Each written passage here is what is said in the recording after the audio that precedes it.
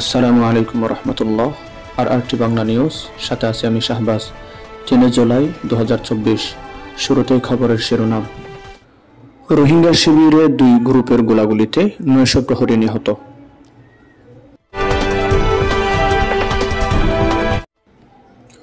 কক্সবাজারের উখিয়ার রোহিঙ্গা ক্যাম্পে Arakan Rohingya Salvation Army ARSA Rohingya Solidarity অর্গানাইজেশনের আরএসইউ সংঘর্ষে মোহাম্মদ সলিম নামের এক 900 প্রহরী নিহত হয়েছে।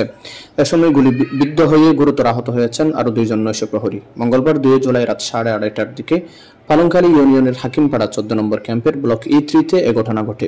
নিহত মুসলিম ওই ক্যাম্পের মৌলভী মাকবুলের ছেলে এবং গুরুতর আহত 2 জন হলেন একই ক্যাম্পের মোহাম্মদ আলমের ছেলে মোহাম্মদ ইউনুস এবং আরিফুল্লাহর ছেলে সবিউল্লাহ। বিষয়টি নিশ্চিত করেন 8 আর্মড ক্যাম্পি ব্যাটালিয়নের অধিনায়ক অতিরিক্ত ডিআইজি মোহাম্মদ আমির জাফর। তিনি বলেন, রোহিঙ্গা ক্যাম্প 14-এর E3 ব্লকের বালুর মাঠ এলাকায় গভীর রাতে আরসা ও আরএসইউর মধ্যে গোলাগুলির ঘটনা ঘটে।